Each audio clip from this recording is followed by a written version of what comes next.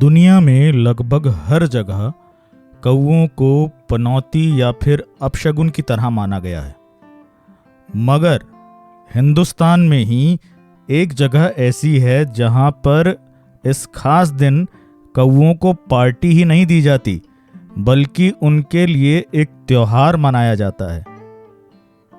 क्या है ये कहानी और कौन सी है ये जगह, ये जानेंगे हम आज। आप सुन रहे हैं कल की कहानियां और मैं हूं अष्टम नीलकंठ। तो शुरू करें। चंद साम्राज्य का आसमान जो कई वर्षों से सूना पड़ा था, आखिरकार दमक उठा था। मकर संक्रांति के दिन खुशियां और भी बढ़ गई थीं जब कल्याण चंद के परिवार में आया था एक चांद सा लल्ला।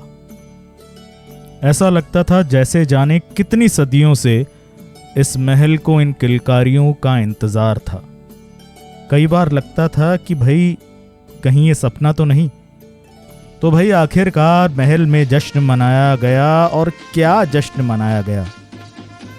भोज हुआ, दान पुण्य हुआ, और ऐसा लगा कि संक्रांति के दिन ही दिवाली आ गई हो इस बार।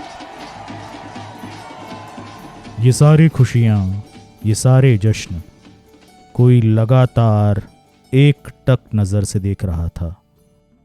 वो था नए नवेले कुमार की खिड़की पे बैठा एक काला खतरनाक कुरूप कौआ, जिसने शायद ही कभी पलक झपकाई हो जब से कुमार उस कमरे में आया था।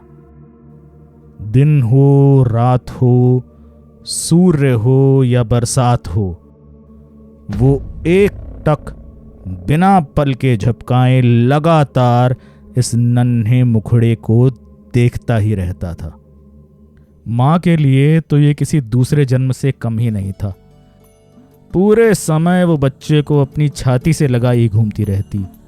लाल लाल गाल, चमकती आंखें, और उन लाल गालों पे बार बार चुम्बन देती उसकी माँ। बार बार कहती, घुगती घुगती मेरा प्यारा बच्चा, घुगती घुगती मेरा प्यारा बच्चा।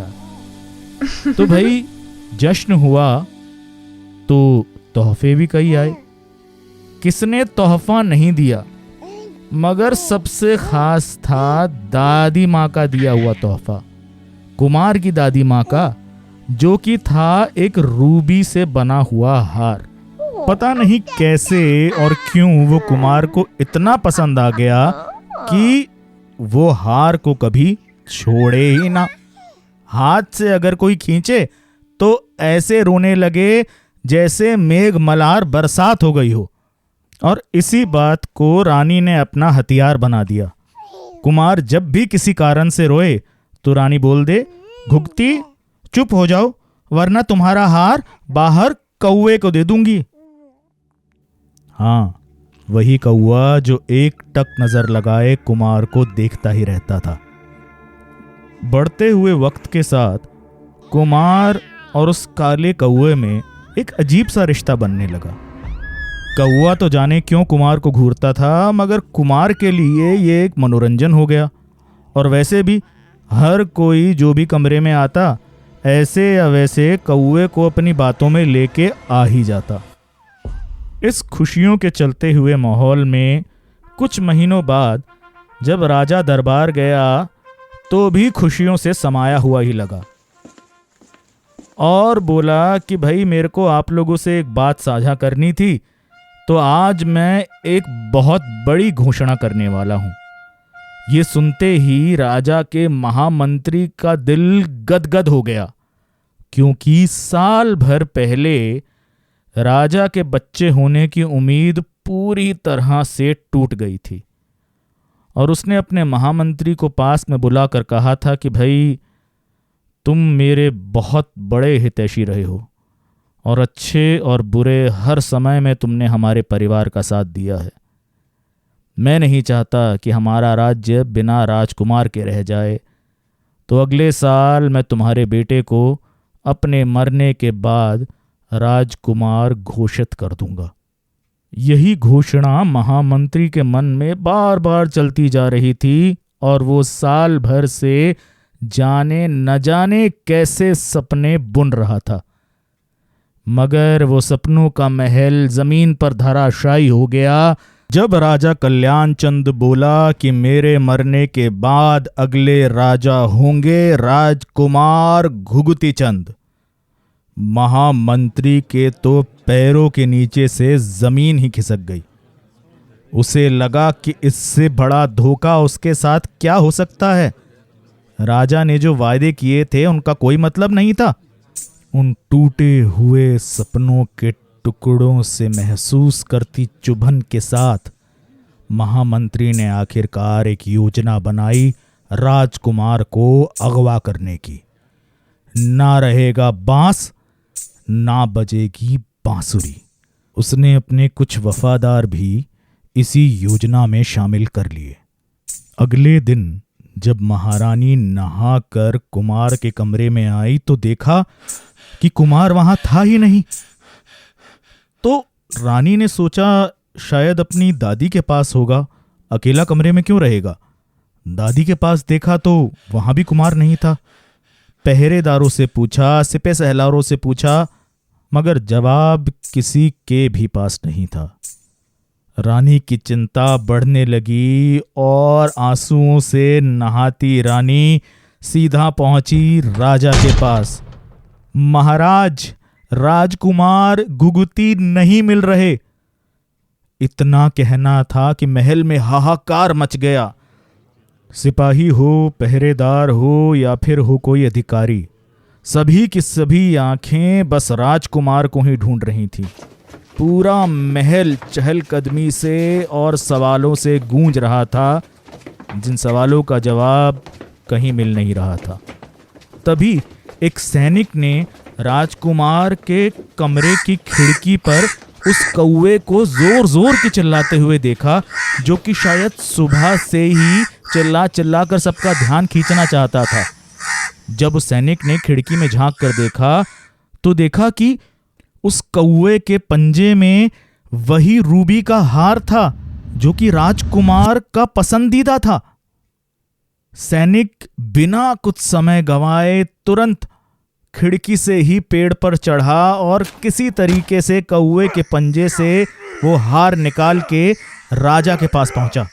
जब राजा ने सैनिक से पूरी कहानी सुनी तो उसे लगा कि ये कौवा जरूर हमें कुछ बताना चाहता है। उसने तुरंत काफी सैनिकों को कौवे के पास भेज दिया। जैसे ही वो कौवे के पास पहुंचे, कौवा वहां से तुरंत उड़ गया। अब भाई कौवा आगे आगे और सैनिक पीछे पीछे, भागते भागते भागते भागते कौवा चला गया जंगल में और सैनिक अब भी पीछे पीछे। और वहां पर जाकर एक ऊंचे से पेड़ के ऊपर जाकर कौवा बैठ गया और उसी तरह चिल्लाने लगा जैसे कि कमरे की खिड़की पे चिल्ला रहा था। भाई इतनी कहानी सुन ली, पर यह सोचा ये कुरूप खतरनाक दिखने वाला कौवा था कौन। तो भाई इस कौवे का नाम था काली, और ये नंदा देवी की पहाड़ियों की ऊंचाइयों में कई सौ वर्षों पहले एक गुरु की सेवा करता था। तब ये इतना कुरूप और खतरनाक नहीं दिखता था। इसकी गर्दन सारस की तरह, इसका गुमान किसी मोर से कम नहीं और इसकी आवाज किसी कोयल से कम नहीं थी। तो एक दिन गुरुजी ने काली को अपने पास बुलाया और कहा, भाई कल रात को मेरे सपने में एक लोटा आया जो कि चमोली में है। अब तुम जल्दी से वहां उड़ते हुए जाओ और उस लोटे को यहां लेकर आओ। पर एक बात का ध्यान रहे, तुम्हें उसमें से एक बूंद भी नहीं पीनी, एक बूंद भी, वरना बहुत ही खतरनाक श्राप लगेगा तुमको। तो भाई गुरु की बात सुन के काली उड़ता चला गया और 2 हफ्ते का लंबा सफर तय करके चमोली पहुंचा। अब वहां तक पहुंचने में काली बहुत थक गया था और उसे बहुत प्यास लग रही थी। तो उसने सोचा कि अगर मैं 2 बूंद पानी पी भी लूंगा तो कौन सा गुरुजी को पता लगेगा। और उसने थोड़ा सा पानी उसी लोटे से पी लिया और अपनी प्यास बुझाकर वो वापस नंदा देवी के शिखर पर आया, जहां पर गुरुजी उसका पहले से ही इंतजार कर रहे थे और उनका गुस्सा 7वें आसमान पे था। उन्हें अपनी दिव्य दृष्टि से पता लग गया था कि काली ने मना करने के बावजूद भी उस लोटे से पानी पी लिया है और उन्होंने तमतमाते हुए गुस्से में काली को श्राप दिया, दुष्ट, तूने मेरे कहे के बाद भी इस लोटे से पानी पिया। आज के बाद तू बहुत ही कुरूप हो जाएगा, इतना कुरूप कि लोग तुझे ताने देंगे, तुझे पत्थर मारेंगे, तेरी आवाज भी इतनी कर्कश हो जाएगी कि लोग सुन के कान बंद कर लें। बेवकूफ कौवे, तूने जो पानी पिया है वो पानी नहीं, अमृत है, जो कि सिर्फ मेरे लिए था। ये सुनते ही काली बुरी तरह टूट गया और गुरुजी के पैरों में पड़ के रोने लगा। पर गुरुजी तो गुस्से में थे और उन्होंने काली की एक नहीं सुनी। पर कुछ समय के बाद जब गुरुजी थोड़ा शांत हुए तो उन्हें लगा कि भाई, मैंने तो बहुत ही कठोर श्राप दे दिया काली को। तो उन्होंने कहा, देख बच्चा, मैं अपना श्राप तो वापस ले नहीं सकता, मगर हाँ, 800 साल बाद कल्याण चंद के वंश में एक बच्चे का जन्म होगा, वो भी मकर संक्रांति के दिन। वही बच्चा तेरे सारे के सारे पाप हरेगा और तेरा नाम दुनिया में रोशन भी करेगा।